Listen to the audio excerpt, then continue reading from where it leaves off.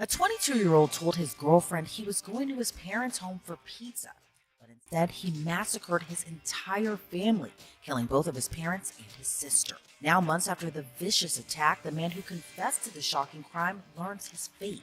So let's go back to May 10th of last year. On that day, Patty Mayhew sent a text to her 22-year-old son Jacob that they were getting the family together for a pizza dinner. But for the Mayhew family, they never got the chance to enjoy their last meal together. Instead, investigators say Jacob opened fire on his family when he arrived to their home. Police say they weren't called until the following day on May 11th, when neighbors saw shell casings outside the Mayhews' home and called 911. When officers rushed to the house, it was nothing short of horrific. Investigators say Patty Mayhew was discovered dead by the doorway, while the bodies of her husband James and daughter Shayla were found in the living room, all with fatal gunshot wounds. But one person was missing from the home: Jacob Mayhew. Police tracked him down by his car, which was seen on several surveillance cams in Oklahoma City, and his girlfriend reportedly confirmed his identity to police after seeing him in the footage. But he later abandoned the gray GMC Yukon, which police later found. Inside the car was a cell phone, the car keys, two AR-15 magazines loaded with ammo, and writing on them in a white paint pen, a wallet, as well as more than $700 in cash. He was arrested 4 days after the horrific murders. Jacob Mayhew was charged with 3 counts of first-degree murder for the deaths of his parents and sister. But still, a lot remained unclear, like what was written on the ammo, but more importantly, why did he do this? According to court documents, Jacob had no prior criminal record, but prosecutors say he planned out the murders and planned to carry out other acts of violence. The probable cause affidavit says investigators learned that Jacob bought the AR-15 just weeks before the murders in late April. Investigators added he took down his Facebook page and turned off his phone on the night of the killings before driving to Oklahoma City. During a bond hearing, prosecutors argued he may commit other acts of violence, which they say he detailed in his police interview, and argued he would carry it through if he isn't held behind bars. An Oklahoma judge ultimately denied the 22-year-old bond based on the severity of the crimes and that he fled from the scene.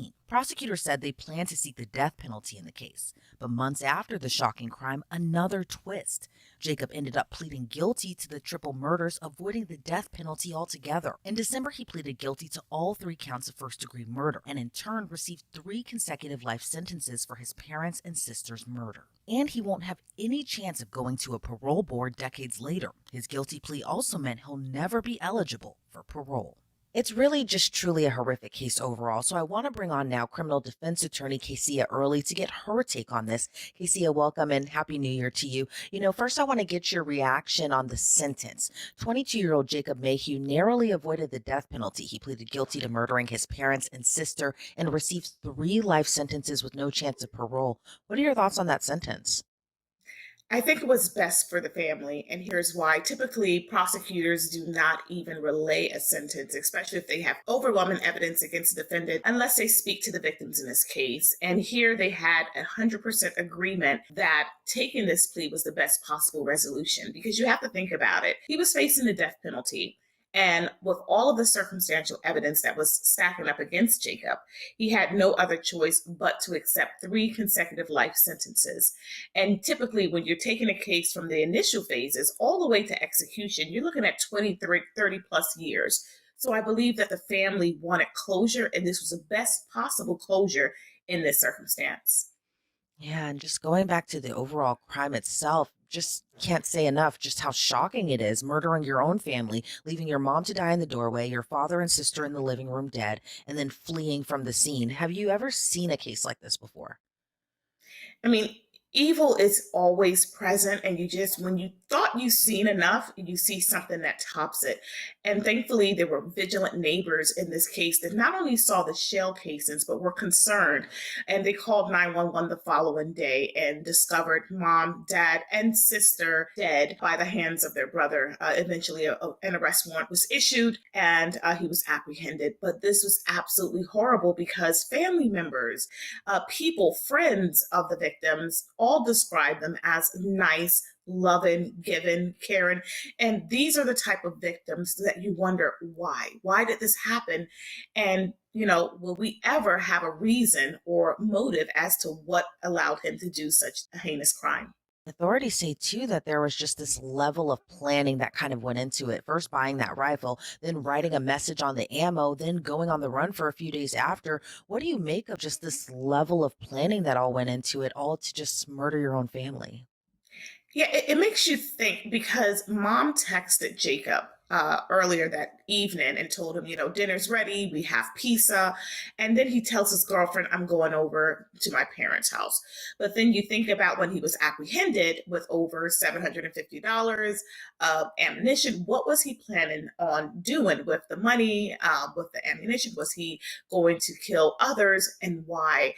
This is very strange because what prompted him to do that? What prompted the family to text him? It appears that the family didn't see any issues, but possibly there was something going on in his head that he believed that there was an issue that he had to eliminate. I mean, we really don't know. And unfortunately, because of this plea, we have no motive from the state to kind of persuade us why this was done. So the facts in this case are absolutely horrible for someone to go that far to kill their parents as well as their sister. And you mentioned a good point there. It wasn't clear what the motive was from what we know right now, especially that prosecutors have said that he might have committed other violent crimes as well too. But is there anything that stands out to you of what you possibly believe could have been the motive behind killing his parents and even his sister?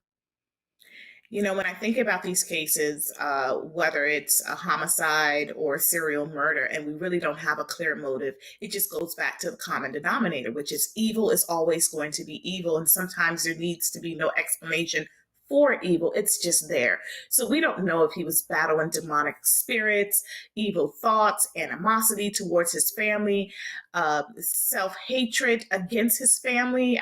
We don't know what it could be, but you got to think about this family unit. I mean, what would drive someone to kill their parents or their siblings? So you really don't have an explanation for that. It wasn't as if there was a big argument.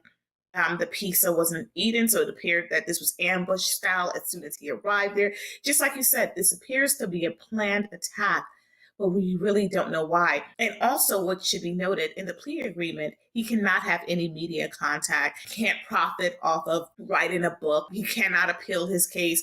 So he is in there for life, and he basically is going to take that motive with him, unless, of course, he talks to any of the inmates. But even still, it's really unimaginable that this incident can happen to such a great family as the community described. Yeah, a lot still left unknown. But say this case did go to trial, as prosecutors were seeking the death penalty. What do you think, had this case gone to trial, would have been the biggest hurdle in trying a case like this? Well, we know from reports that there was circumstantial evidence, but there's not no any direct evidence. And when I say direct evidence, you're thinking eyewitness testimony. Initially, there was no confession. So all you had were the pieces of the puzzle. His defense could have simply been, that wasn't me. But then, of course, the state did have overwhelming evidence against him circumstantially involving the ammunition. And then also evidence of flight is typically evidence of guilt. So he was apprehended by the U.S. Marshals. He had money. He had this ammunition. And of course, the ammunition is similar to the ammunition or the shell casings that were found at the crime scene. So his possible defense could have been, it wasn't me, it was someone else. Because again, we don't have a motive. We don't have this long manifesto or confession initially, but we do have it afterwards. He did take responsibility. He said that he intentionally killed, and he named them by names, his mother, father, and sister. And that was part of the plea agreement. He had to say and write down that he intentionally committed this act. So he would have had a defense, but not a strong one. Yeah, and I was going to ask, what would it have been like to defend a client like this? Because I can't imagine a jury would sympathize with him very much. Not at all. So typically, I've tried over 100 trials to verdict. And typically, when we have cases where the facts are just absolutely horrible, we have a conversation with our client. And sometimes you just have to try the case. And the reason you have to try the case is because there's no deal on the table. Or the deal is so high that, it's best to go to trial and hope for a mistrial, or a juror just really believes that you are innocent, or that there's not sufficient evidence that the state proved their case beyond a reasonable doubt. But there have been cases where I had conversations with my client and I told him, look, You're facing a long time in jail, but we're going to have to try this case. So oftentimes we know that the evidence is bad, but we still have to zealously advocate for our clients because they are truly innocent until proven guilty. The entire burden is on the state to prove beyond a reasonable doubt, and we hold them to that burden. All right. Criminal defense attorney Casey Early, excellent insight there. I really appreciate your time with me today. Before we sign you off, anything else about this overall horrific case and gruesome case that you would like to add? Oftentimes when you have these gruesome murders committed by the defendant in this case, the focus is typically on the defendant. But my thoughts and prayers are to the family as they grieve the loss of these beautiful victims that lost their lives. So we just want to keep them lifted in prayer. Right. Again, Casey Early, thank you so much for your time today. I really appreciate it. And again, Happy New Year to you. Happy New Year, and thanks for having me. Mackey was sentenced to 3 consecutive life sentences with no chance of parole. And since he pleaded guilty, he also waived his right to appeal.